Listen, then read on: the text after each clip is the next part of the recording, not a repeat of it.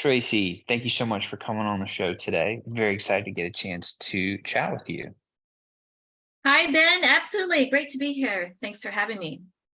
Yeah, 100%. So I run things a little differently here. I don't do the big, long, drawn out intros because you're here. It's about you. And I would love if you could actually introduce yourself and tell us, give us the 30-second overview, and then we'll do the deeper dive into your story and your work and career arc, and talk about some of the principles and all that kind of stuff. But yeah, I just want to hand it over to you for a quick 30-second overview before we do the deep dive.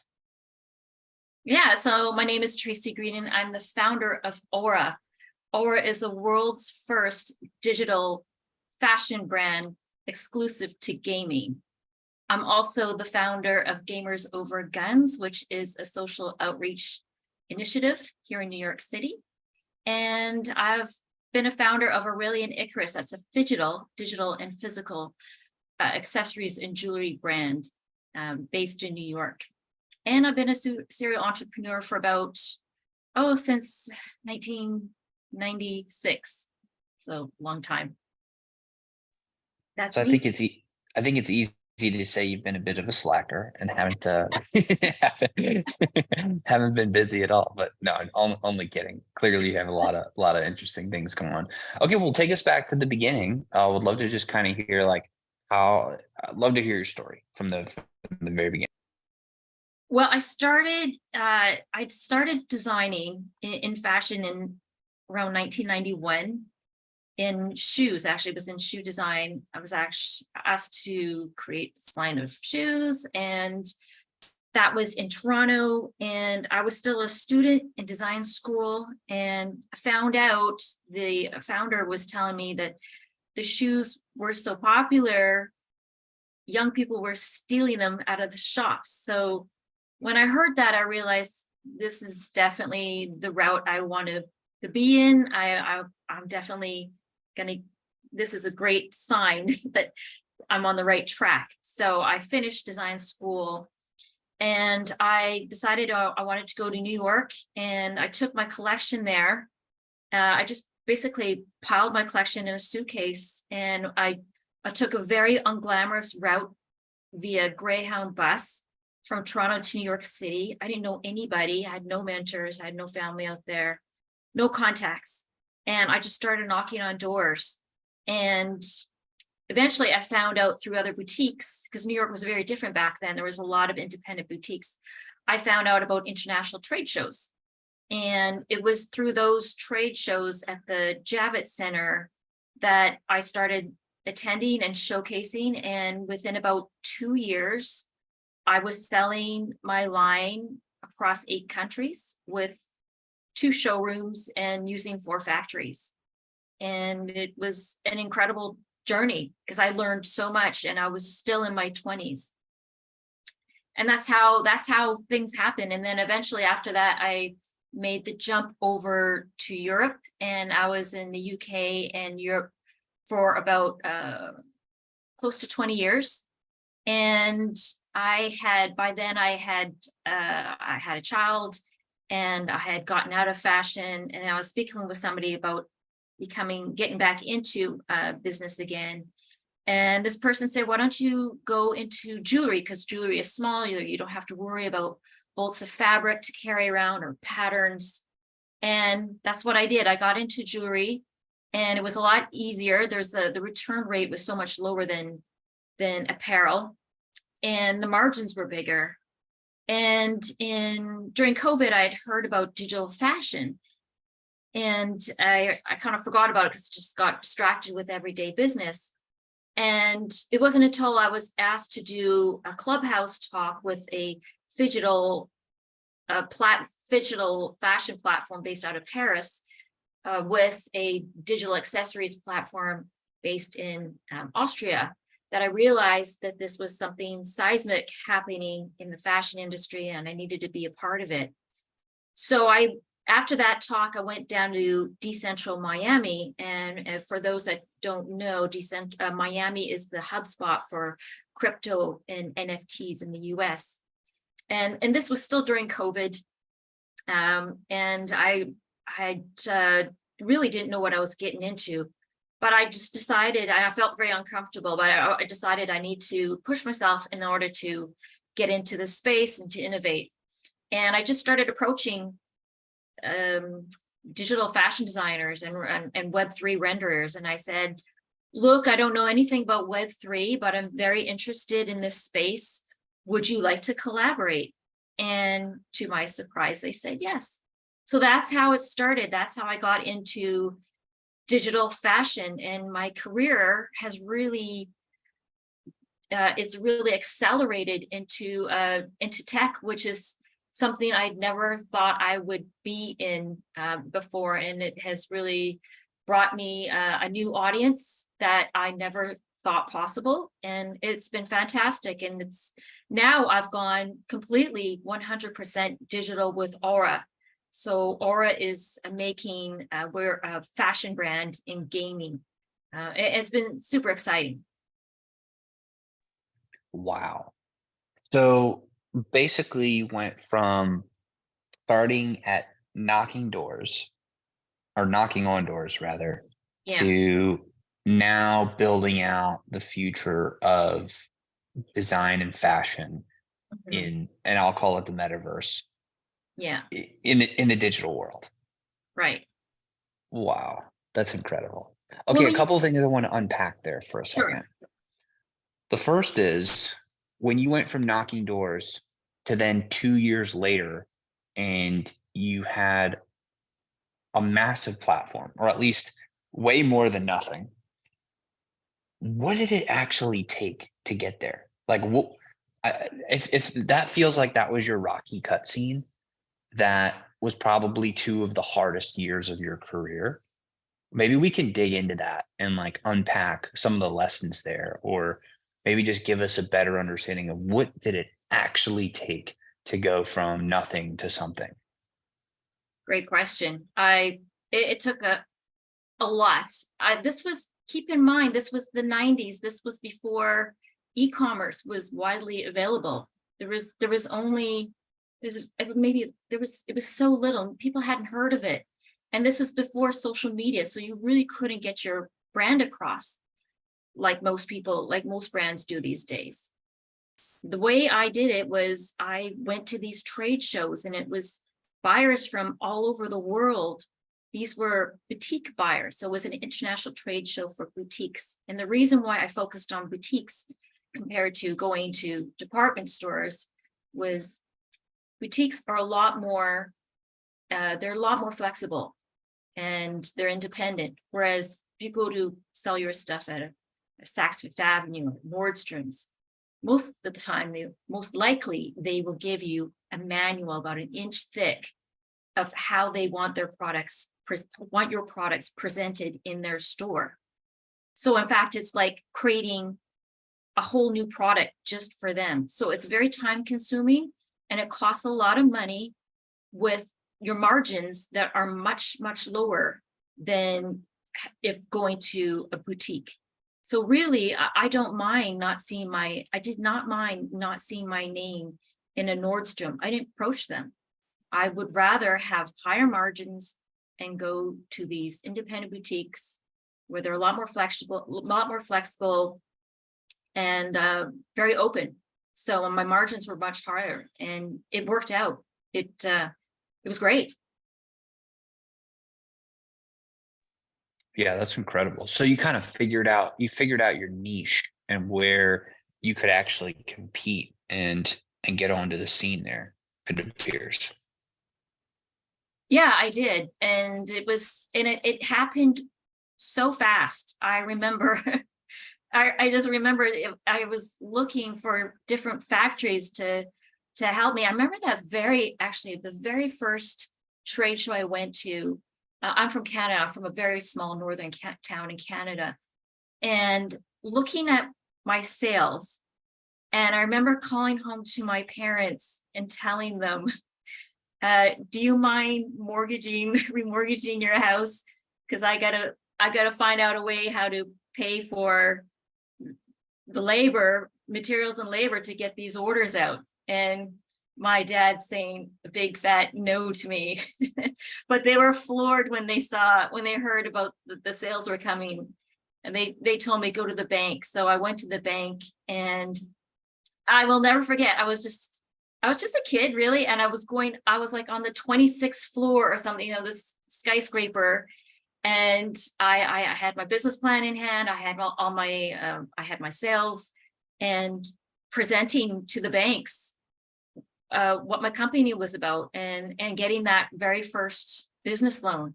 It was scary, but in a way it wasn't scary, because the loans officer for this big bank was a woman, and she was a woman of color like me. And it was seeing her, really, it made me feel calm. I as soon as I saw her, I thought, okay, I can do this, because she looked like me, and I felt like, okay, she gets it. Maybe she gets my background and my experiences. So yeah, that was something I will never forget. What a pivotal moment.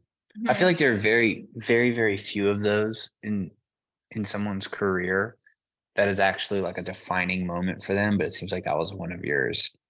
And okay, so maybe catch us up in history then to this transition from physical and what has been done since the beginning of time when it comes to fashion into now digital.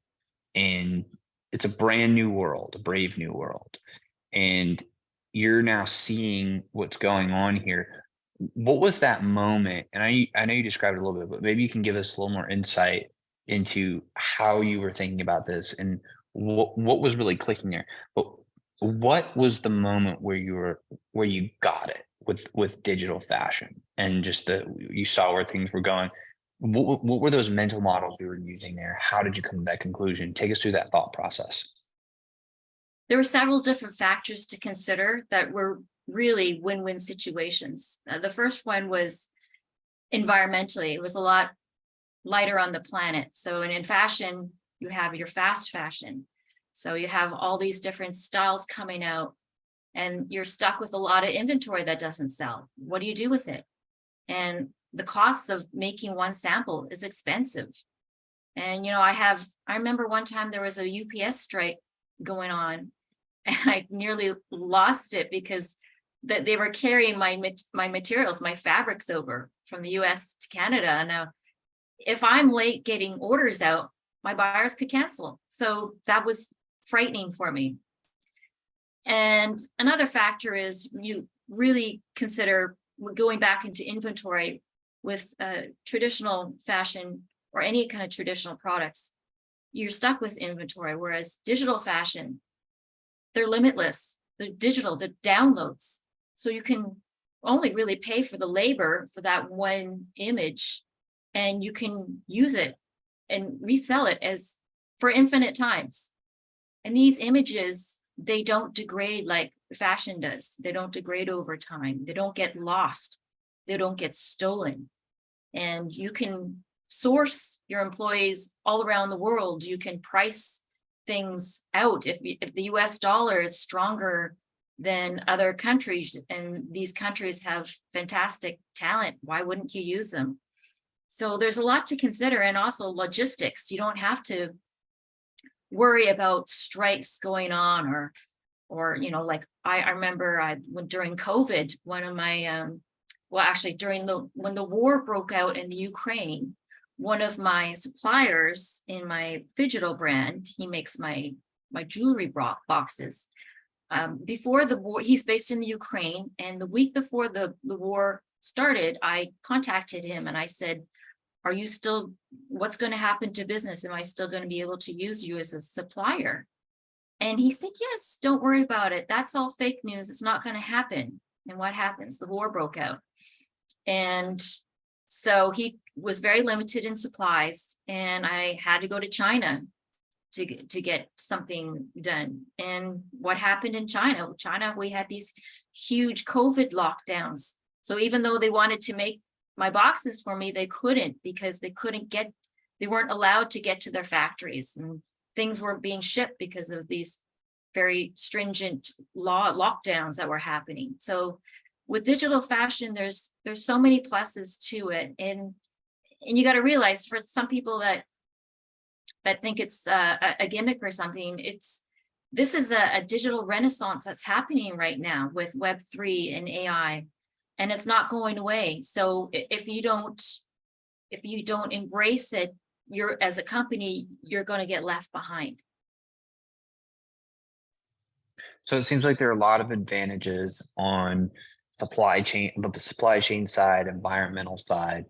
It's obviously easier to move something that's digital than it is physical. You don't have the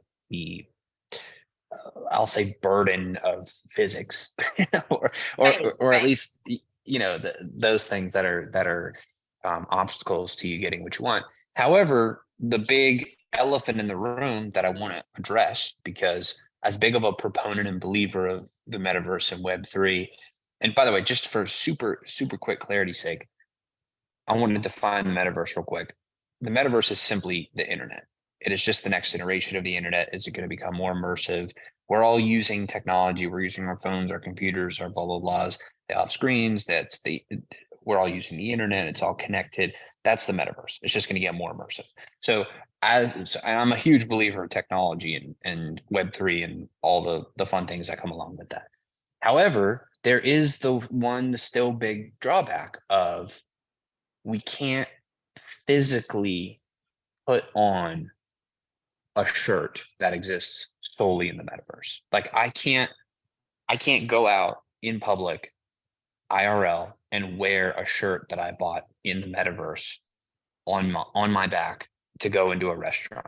I would get turned away. So that's just one thing that I think is something to keep in mind, and a big, I don't want to say issue, but definitely an obstacle and something that we should keep in mind.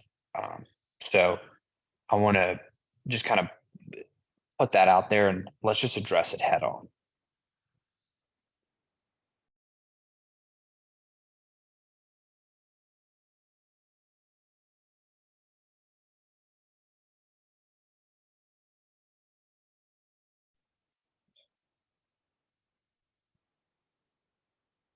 The metaverse is an immersive space where people can have the opportunity to be on a platform to meet with other people from all over the world. So that's what's so special about it. And it's also important to know that even though you have companies like Meta and Disney leaving their programs dedicated to the metaverse, that it's still here. It's going to continue to grow, and it's an experimental phase right now. So we have to give it some time. Obviously, there's lots in development. It will become more sophisticated over time. And it was very popular during COVID, and there's going to be different uses for the metaverse as well as we move on, as time progresses. But let's also remember that the metaverse is not just for meeting spaces, like for companies. It's also gaming. And we have huge traction in gaming. For example, Roblox, you have 60 million daily active users. Fortnite, very similar. I think they're a little bit more, 70 million daily active users. We have Zepeto, an Asian video game. They have a 300 million user database. So there's huge opportunity to be in this space. And it is not going away. It's going to continue growing, and it's exciting. And there's lots of opportunity happening here. And that's why I realized, I started out in digital fashion, and I was experimenting to see what works, what doesn't, as a lot of companies do. And during COVID, I had big companies call me up doing mentorship calls, and they wanted to know what was the best route, because I don't think anybody did back then. It seems so long ago, but it was really only 2 years ago.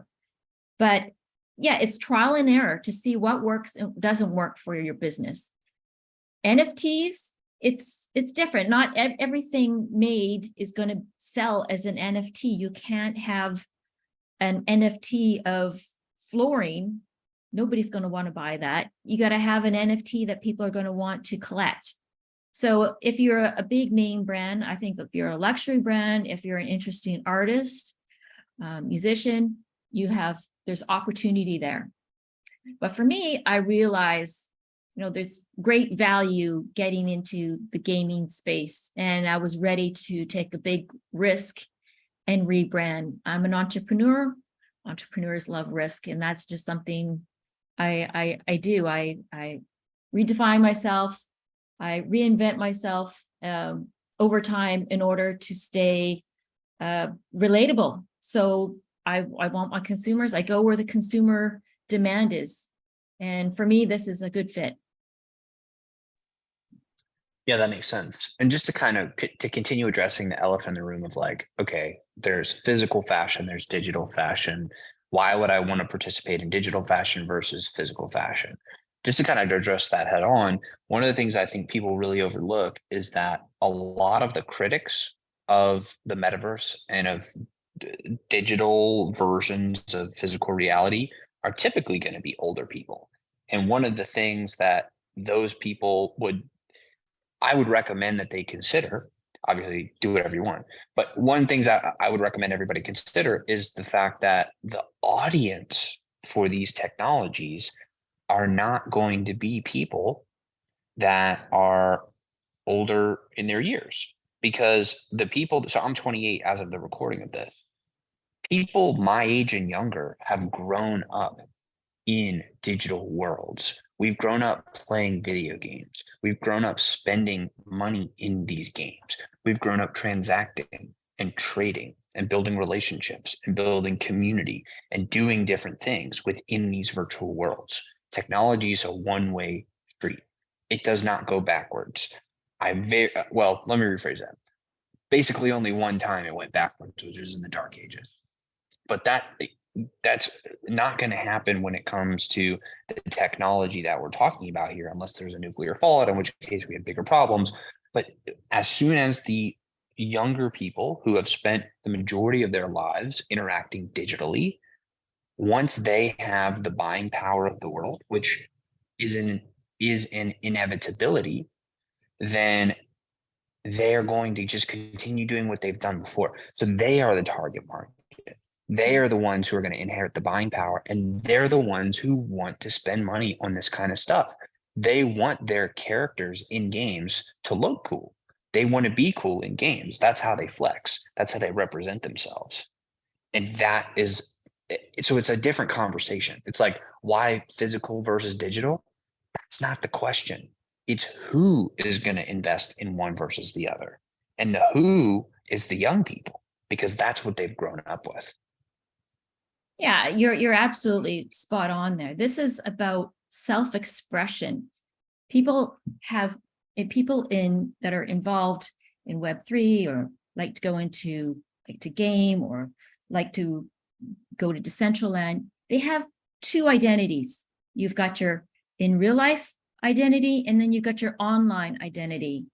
And what's so special about the metaverse, it's all about self-expression. You can be whoever you want to be, and it's limitless. So you can really experiment with what you want to be. And what you said about the buying power in the metaverse, that's the sweet spot for business, is finding where people are spending their money here in Web3.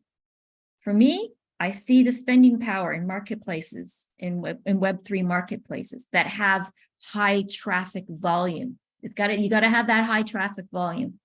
And this is the route that, for me, I feel comfortable with, knowing that this is a path to profitability. Yeah, that makes a ton of sense. So let's talk a little bit about where you see actually in the industry and using technology, building technology, being an entrepreneur in that space. Let's actually go the other, because I feel like we were kind of catering to like those that are a bit skeptical. I want to go the complete opposite direction to those that are like, okay, yes, we get it. We believe the same thing that you believe. We see the world in a similar way. Tell us what is on the bleeding edge of what's here now and then what's coming, and help us understand what the future of this is going to look like. Give us some fashion alpha, if you will.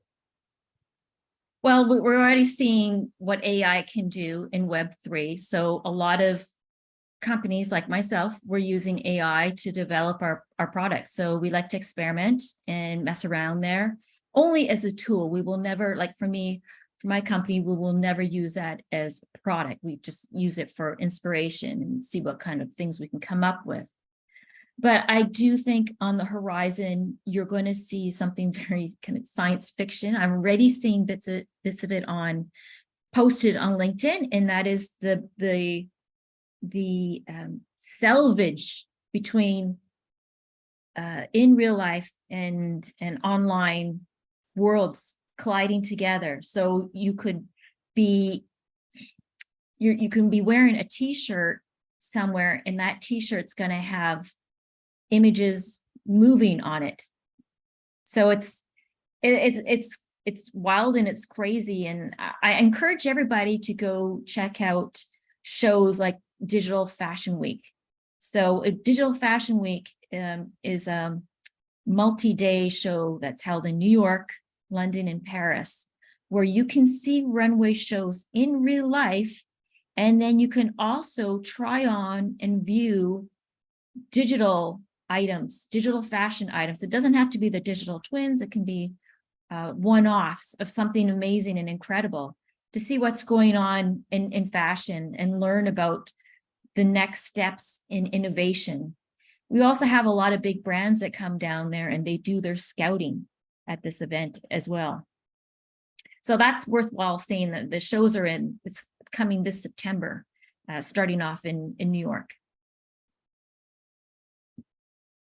You don't actually How have exciting. to be there. Yeah, you don't have to be there in person, but you could also witness it online. But it's exciting to see it, to go actually down there in New York if you happen to be in any of those 3 cities. Yeah, it's exciting. And then how are you thinking about the folks that are like building out new technologies and letting people create their own pieces, and then having those pieces become NFTs that then they can sell? Like, one of the things I see that's a big opportunity is almost crowdsourcing designs, or crowdsourcing patterns or art, or different whatever the different variables are that can be crowdsourcing all of those from the communities and the people within a specific community, and letting that become a product. And I'll give you an example. For Nike's dot swoosh, I think that's a brilliant idea of them creating that kind of separate brand. It's a little bit separated so they can have a little bit more flexibility there. One thing I'd love to see them do is, I would love to see them allow all of their users and all the people to create whatever kind of virtual or digital design when it comes to the shoes or the shorts or the pants or the shirts or the hoodies or the hats, whatever, and then let each of those designs become NFTs. And anytime anybody purchases one of those NFTs, let the original creator of that, the original designer, get a piece of the action. So let them earn a royalty every time that design is purchased and generates revenue. And then those designs could then be integrated into different games within the metaverse and the different worlds. And then you can have people building their own businesses within other businesses. And that just seems to me like a huge opportunity. Are you seeing things like that? Or is that just a little bit of a different ball game, where one's more designer focused and like very high skill level art focused, and the other one just seems more of like a mass, just kind of open sourcing something and then allowing people to attach royalties to it? Well, I think the general concept of what you're talking about is already being done with royalties and smart contracts. So if something is sold on and sold on and sold on, there's still going to be royalties. It depends on what is written in the smart contracts. But yeah, I love the idea. I think it's great. It would be I think the biggest challenge is getting people access to using those programs where they can make these renderings that are made in these three-dimensional renderings. So you need to have a program like Blender or Clo 3D or something like that to work on them. So Blender's open source, so it's easy for anybody to get their hands on it. But it would be something helpful to have a program that is very easy to use to be able to make these NFTs, your own custom NFTs as well. And then I think Nike's a great example. But if you were to make your own custom NFTs, like I said before, it's advisable to go to a platform where there's already high traffic, where there's a community built up of people that understand the value behind collecting NFTs. Because if there's no traffic there and you're on the wrong site, or if the founders behind this NFT platform are not in fashion, or maybe they are doing this part-time, this is a hobby, you could be stuck with making these NFTs on their site, and then you might not be able to get them out of the site. So look into the traffic. You have to consider, if you're going to be selling NFTs, look to see what platforms you want to be on. Do your research, find out who the founders are, if they have any kind of like Web3 background, they have a tech background, if they have a business background, if they've done something like this before. Also contact the people that are on, the designers that are on the sites, the same platform, and ask them, how much have you sold? Are you happy being here? Are they paying you on time? What is this? Yeah, that's that kind of thing, to make sure that because you're investing your product somewhere. You want to make sure that you're going to be paid on time and fairly, and get that promotion from this platform that you need in order to sell. Yeah, that's really interesting. So, okay, so I want to talk a little bit about really the main focus of, because obviously you just exited stealth mode, and congratulations, by the way. I want to talk a little bit about what your main focus is with the business at this point, and then what are you really seeing as the trajectory for which y'all are going to work on over the next 5, 10, 20 years? The number one idea behind Aura is we want to be the go-to digital fashion brand in gaming. So we want to be a recognizable brand in gaming. Right now in gaming, for example, Roblox, there's two types of people on Roblox that are selling these wearables. One, you have your amateurs, and these are people that do it for fun. It's like a hobby for them. It could be students. They put it up for sale every once in a while. And then you have your big brands like Gucci and Ralph Lauren, but they are not in this this is like more like a side project for them. Where Aura comes in is that Aura is a main brand this is our main focus in gaming. So we are building out Roblox. We're building out a big presence on Roblox, using in-game, using designers that are endemic to the games. That's very important, because you want to make sure that what you're selling is going to resonate with players. So you need to know what is selling, what players want, what they don't want, what they're favoriting.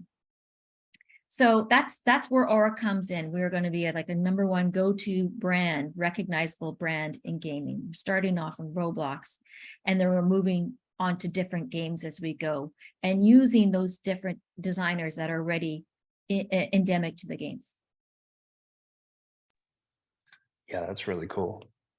Thank you. I really see the value um in finding out what the players actually want.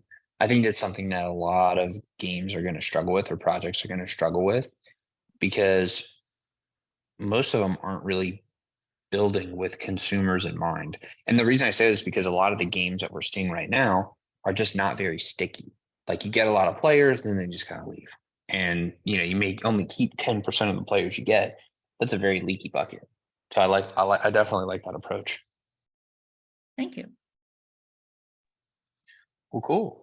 Well, just kind of wanted to give you a chance to maybe talk a little bit more about the future of what you're seeing as far as metaverse fashion goes. And I know you're also on you're on the Metaverse Council, I believe, and a couple of other different organizations.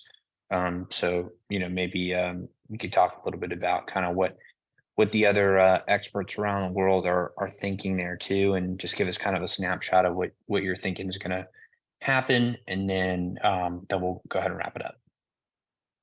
There's two things that pop to my mind about how things will evolve in Web3. The first one is things are going to get more sophisticated. We're already seeing it. So as technology changes, software changes, we're able to make different things. We're able to create colors and reflections and textures to make them as hyper realistic as we can. When avatars first came out, for example, on spatial, they were missing limbs and legs. They were just floating around with torsos and a head. So that's starting to change now. So they changed their avatars, and we're also seeing avatars becoming less cutesy and more like how we prefer them to be. So they would reflect how we want them to be, more adult looking.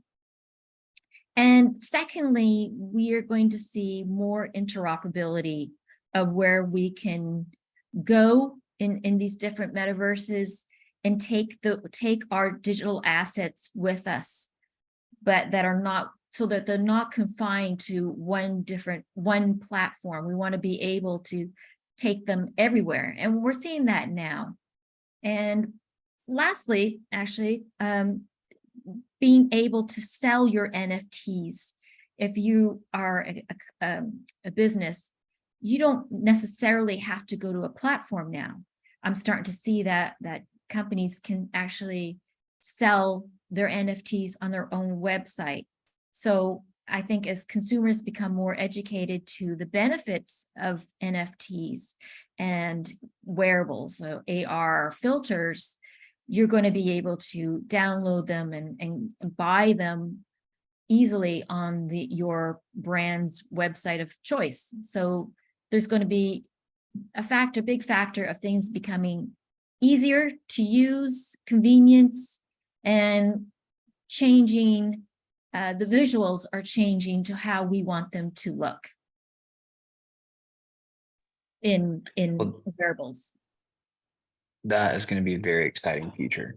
Mm-hmm. And I think the fans of Snow Crash, or the fellow fans of Snow Crash and Ready Player One, will be very excited when that happens.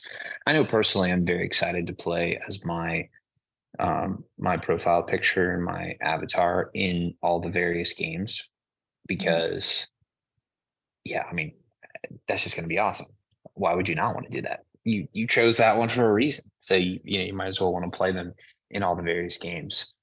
Well, cool. Well, I'd love to just kind of see how this all plays out. And when some of these ideas start to really take shape and take form, maybe it'll make sense to come back on the show, do a follow-up, and talk about what we see in the next couple of years from there. But it's really been a pleasure, and I appreciate you hopping on the show today. Thank you very much, Ben. Appreciate it. Thank you for the opportunity. Definitely. Well, again, Tracy, thanks so much. And to everybody who is attending here and stuck with us to the end, I appreciate you. And I look forward to seeing you on the next episode. Take care.